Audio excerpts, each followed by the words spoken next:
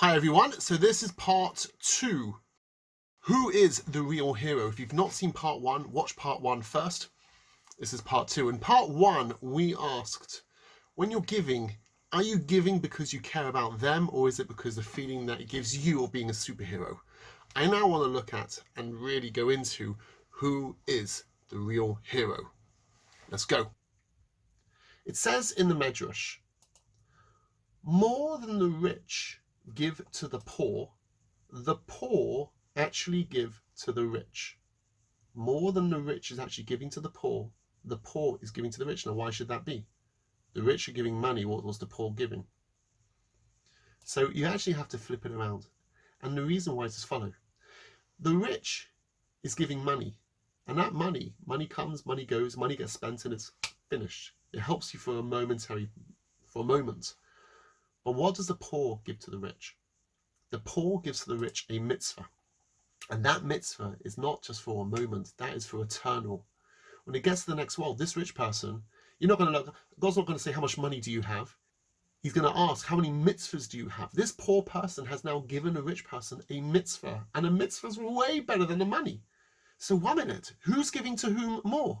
The poor man is giving to the rich man far more than the rich man is actually giving to the poor man. Not only that, but if you look at the money, let's say, for example, the volunteering over here, the giving is money. When a rich man gives a poor man money, what's the word we call that? We call it charity. Now, what is charity in Hebrew? Charity in Hebrew is sadaqa. Why is charity sadaqa? Sadaqa comes from the word tzedek, and tzedek means this is righteous, this is correct. Surely charity should be called chesed, a kindness, a nice thing to do. Why are you calling it sadaqa, righteousness, saying as if that's the right thing to do? Surely charity is not the right thing to do, it's the kind thing to do. To which we say no. That whenever you're given money, God gives you an extra 10% more money than what you really should have. Why? Because it's your responsibility then to give it to sadaqa, to give it to charity. What sadaqa is telling us is that when you're giving money, that money you give to charity is by right actually the poor man's money.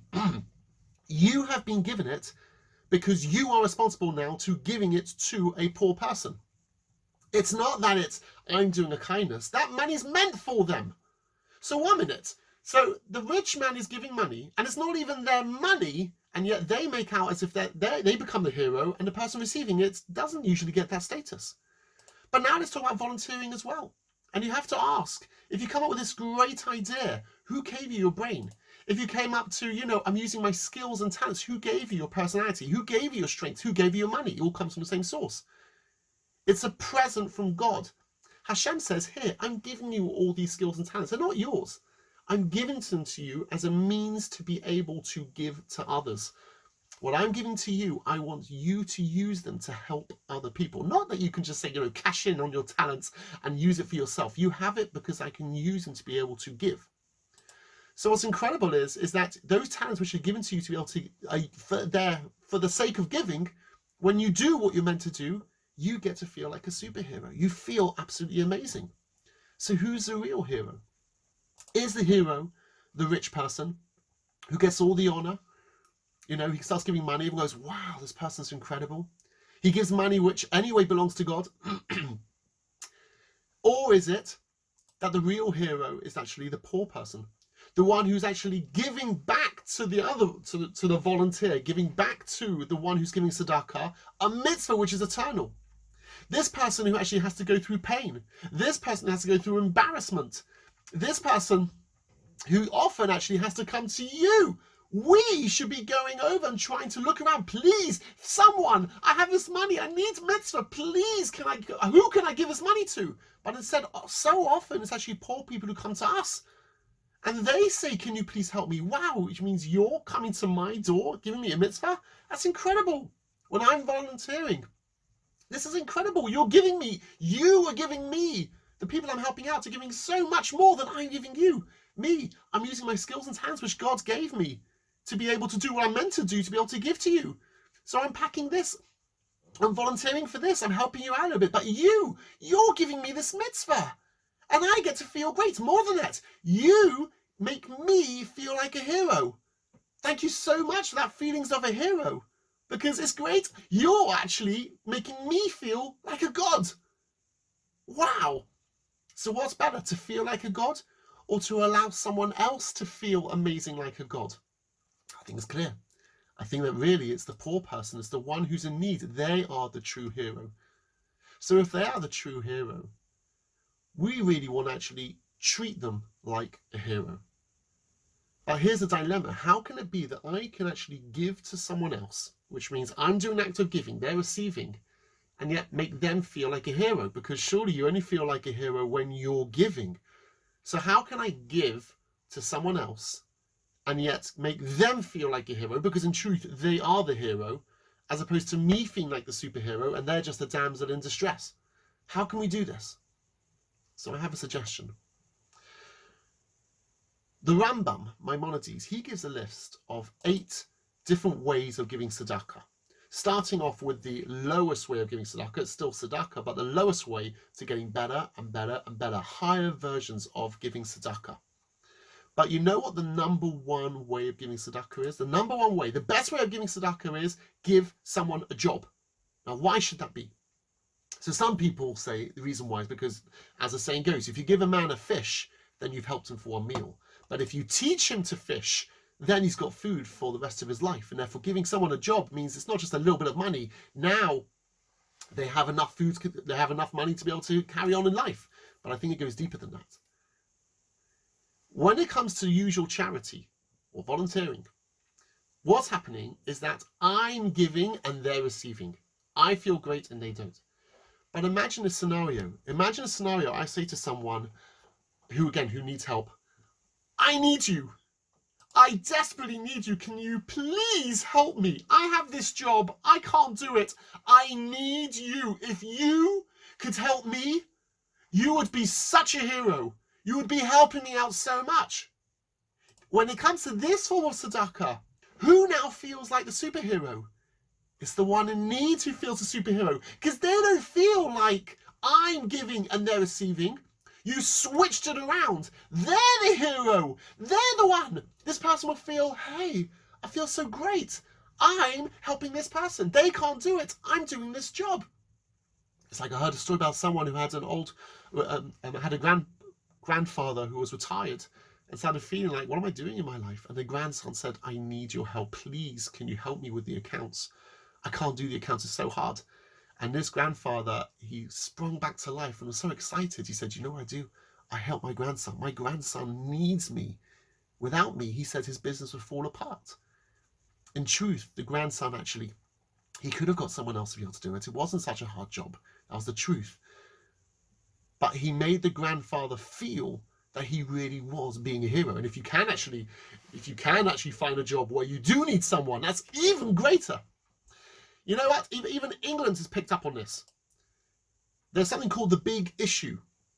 The big issue that they found that lots of people are homeless, and you know what? People, it's demoralizing. It makes you feel terrible.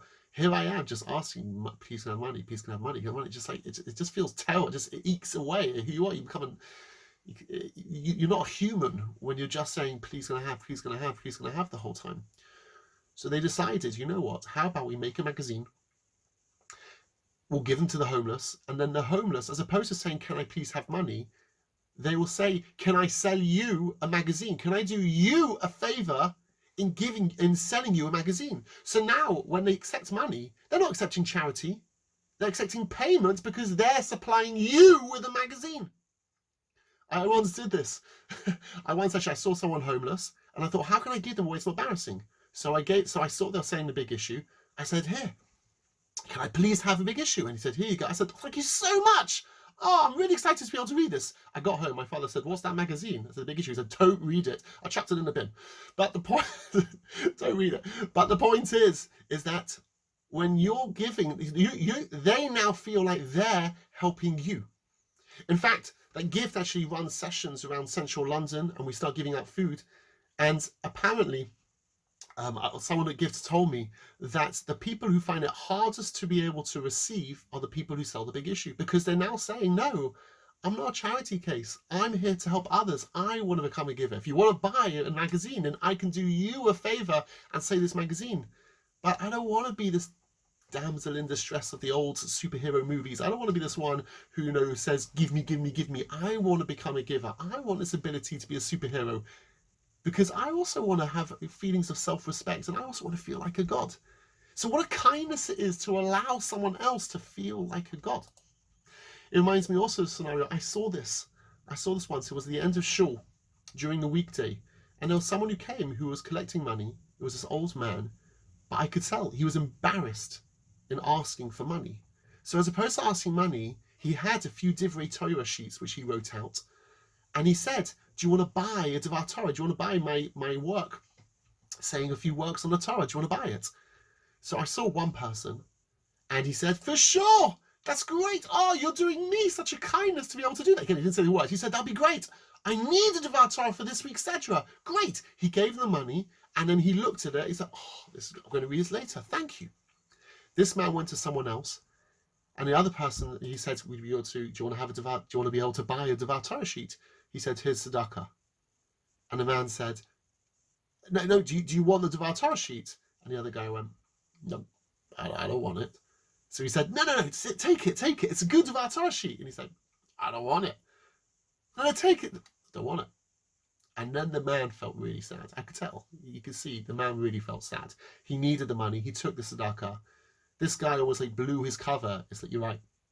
I'm not really selling you anything. I just need your charity. That's right. I'm just a charity case, and I'm taking money from you, a guy you're younger than my son, and yet, what can I do? I need the money. I watched it. I felt so bad. I actually went up to this person afterwards and I said, why do you do that? He said, I don't want a Dvar Torah sheet. I said, of course you don't want a Dvar Torah sheet, but why didn't you take it? He said, because, I'm just going to chuck it in a bin. You're not allowed to chuck actually Torah in the bin. You're going to have to bury it. And what a palaver that is. It's better not to get it at all. People go beyond things. People are more important. But anyway, so he felt really, really sad. But when you were taking the Dvar Torah, when you were to be able to take from someone else, the one whom you're giving to, that makes them feel amazing. Another story as well. Someone told me that they wanted to give to their neighbours, but their neighbours were always too proud, and it feels horrible trying to say, hi, do you want food? It's like they needed it, but they couldn't take it. By the way, I just say right now that all the families that we have on our gift list, all those people saying they are heroes. They are heroes. They really are heroes. Because you have to be brave to be able to say, I need your help. A lot of people actually need help, but they don't ask us because they find it too embarrassing. But to be able to say, I need your help is a great thing to do. And it's also great as well because people want to volunteer. And by doing that, you're allowing other people to feel godlike. So anyway, back to the story. So this person wants to be able to give food. He wants to be able to help out, but the families want to do it. So he came up with an idea. It was coming up close to Pesach. And before Pesach, you're allowed to sell your chametz. Some people say they don't want to have any chametz in their home at all, that they're not going to sell it. They're just going to be able to get rid of it. Give it a gift. But this was in Israel. And the person decided that before Pesach, he's going to buy loads of food. And he bought so much food. And then he went over to the neighbors. He said, oh, can you do me a favor? With me, my custom is that I don't sell chametz. I don't own any chametz on Pesach at all. Could you do me a favor, please? Could you just take some of this stuff? Because I don't know what to do with it. It's coming out my ears. You would be doing me such a favor. And these families all of a sudden it's like, well, if it's doing you a favor, it is. I don't know what to do with this stuff. Please take it. Okay, fine. If it's doing you a favor, I'm happy to do you a favor. And they took the stuff. Who felt like a hero there? They felt like a hero. They felt like, you know what? I helped someone today. They had all this stuff they didn't want to do. I helped them out. Here's all the food. That is the number one way to be able to give. It's not always easy to be able to find a way of doing that. But to allow the other person to be a hero, boom, by you not giving, but allowing them to give to you, that is the greatest way of actually being a hero, allowing them to feel godlike, allowing them to feel like a superhero. So when we're packing, when we're involved, when we're volunteering, I think the attitude that we should have, which will make us that we should do this right, is as follows. When we are volunteering, we should feel thankful. We should feel thankful to God that, wow, I've got these skills, I've got these talents, I've got the ability. Wow, thank you for putting me in a situation that I'm able to help other people. I should also be thankful towards those people that I'm helping, because thank you for giving me a mitzvah. Thank you for allowing me to feel like a hero. We should also realize, actually, again, that they're the ones who are helping us. And I think number one is that we have to realize that to be able to give to other people is a privilege. It's a privilege. Never ever should we view that, okay, all right, fine, okay, I guess I need to volunteer, I guess there's people I need to help. No, don't have that attitude. That's the wrong entirely the wrong attitude. It is the greatest privilege ever that I should be able and allowed to be able to help someone else, that I can get the mitzvah, that I can feel like a hero. What a privilege. And to conclude, as always, be great, be a giver, and we'll see you in the next session.